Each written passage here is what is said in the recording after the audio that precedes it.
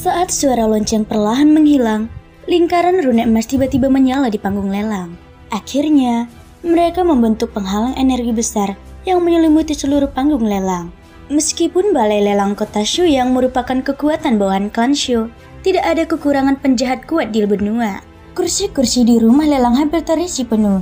Pada saat ini, ada juga beberapa orang yang sangat samar hadir di panggung tontonan. Karena orang-orang ini mampu menyembunyikan kekuatan mereka dari persepsi spiritual Shoyan. Jika mereka tidak berada di level yang mulia asal, maka mereka adalah para ahli yang telah menggunakan teknik rahasia khusus.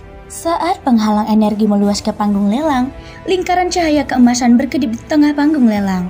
Sinar cahaya yang indah melesat ke segala arah, menyebabkan semua orang yang hadir menyipitkan mata. Ketika cahaya menghilang, seorang lelaki tua mengenakan jubah brokat muncul dengan senyum di wajahnya. Saat orang ini muncul, tekanan yang kuat dan agung perlahan menyebar dari tubuhnya.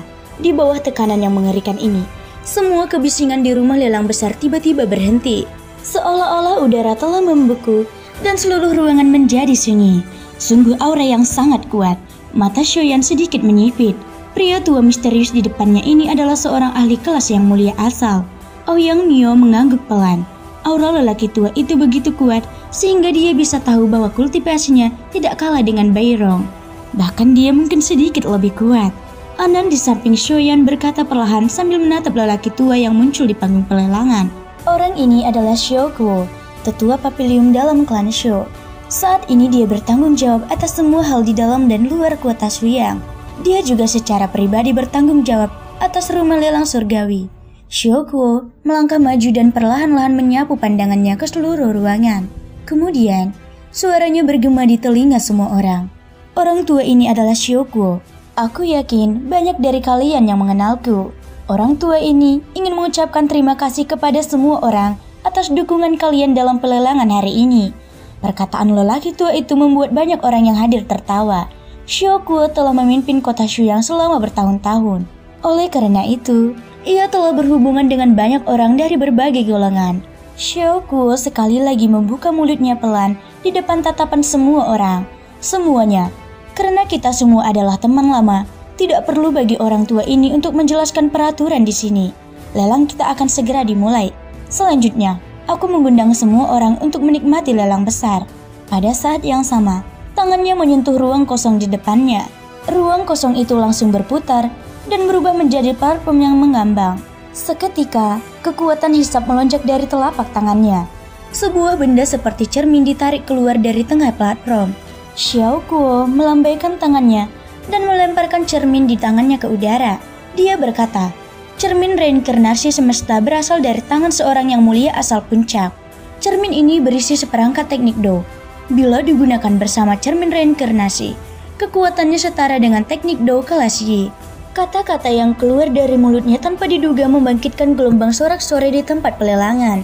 Alasan mengapa sebagian besar orang di tempat pelelangan datang hari ini adalah karena teknik Do kelas Y akan muncul dalam pelelangan ini. Tidak terduga bahwa teknik Do kelas Y telah muncul ketika pelelangan baru saja dimulai. Namun, teknik Do kelas Y yang hanya dapat digunakan bersama dengan senjata akan sangat mengurangi nilainya. Itu juga menyebabkan banyak orang yang tergoda tiba-tiba menghentikan langkah mereka.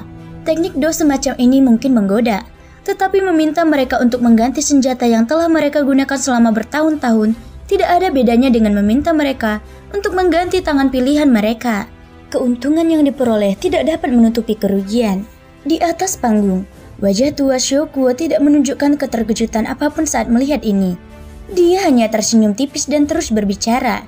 Dikabarkan bahwa pemilik cermin reinkarnasi semesta ini pernah mengandalkan kultivasi yang mulia asal untuk memblokir serangan dari seorang ahli suci asal.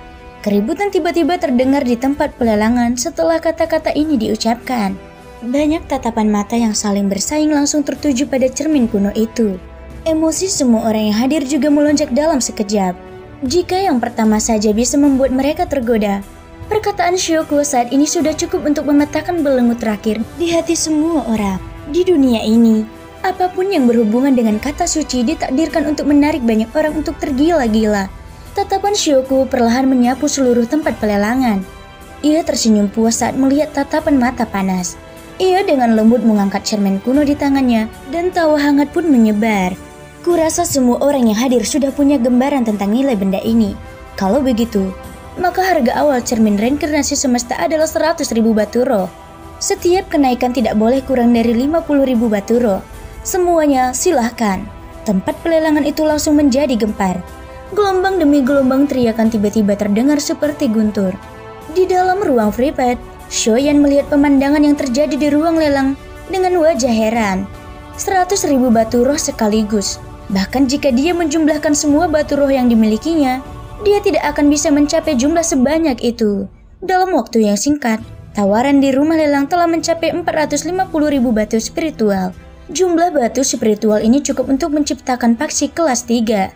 Namun, saat ini, hal ini sebenarnya sangat sederhana di rumah lelang.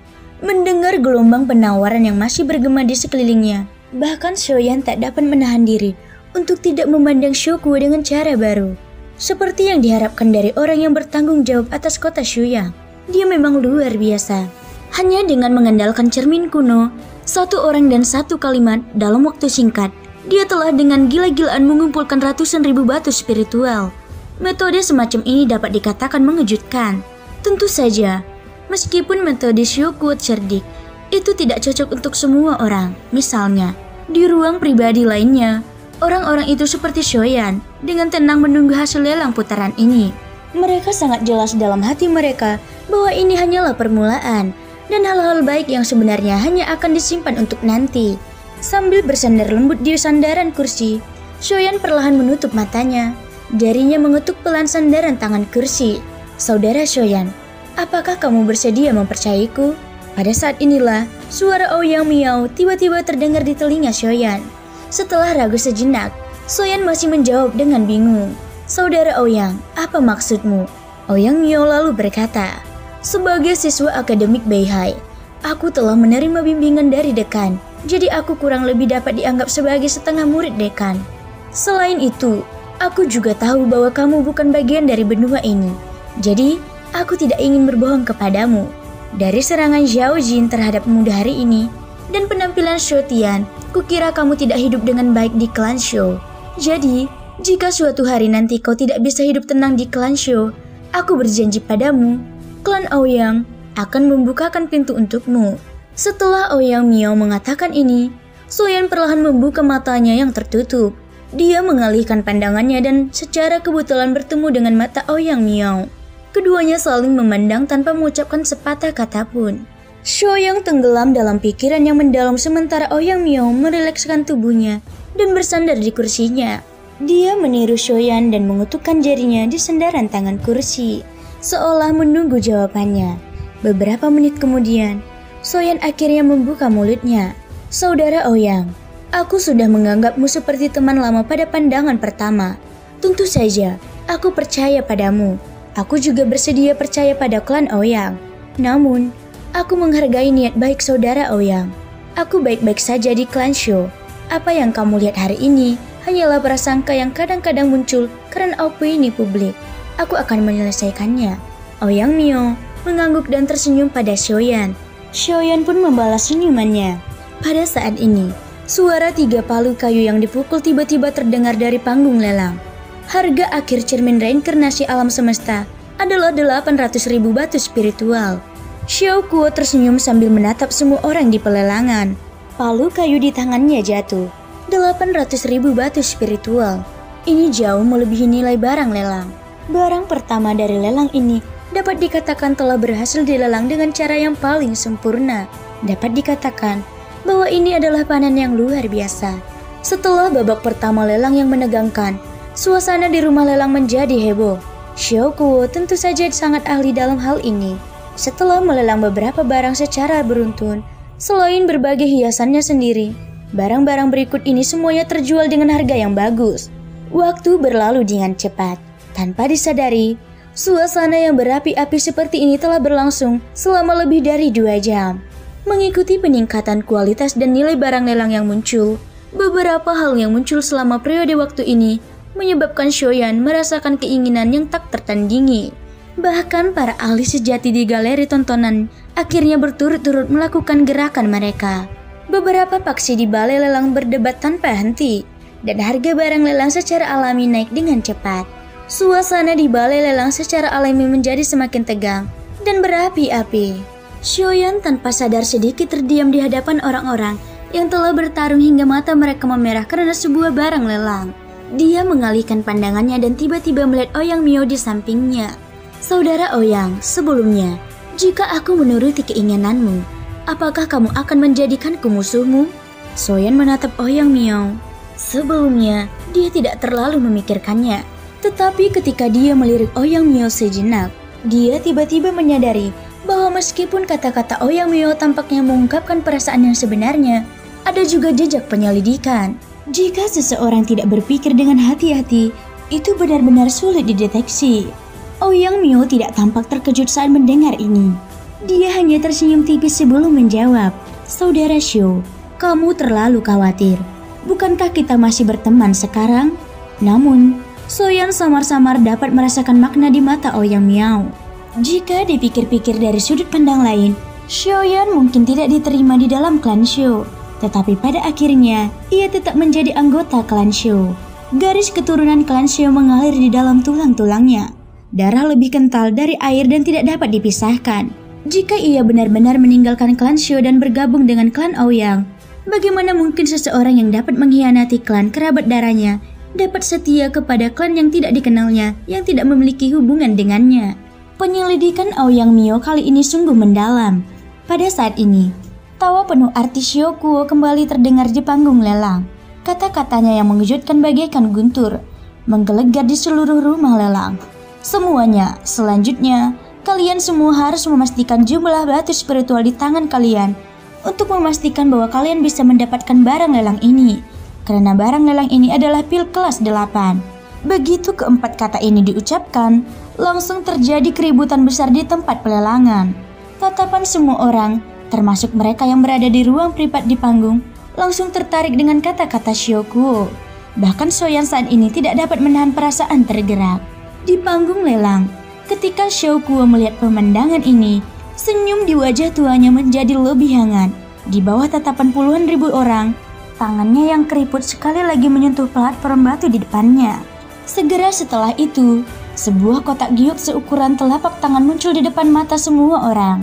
Membuka kotak giok itu, kekuatan hisap perlahan keluar dari telapak tangan kanan Xiao Kuo.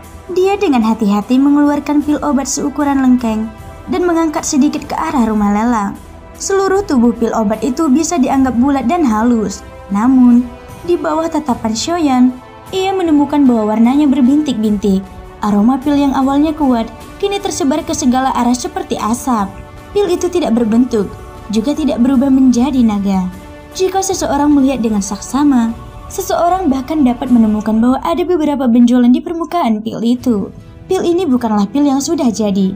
Itu hanyalah produk cacat yang gagal disempurnakan. Setelah menyadari hal ini, harapan awal di hati Xiaoyan langsung menurun drastis.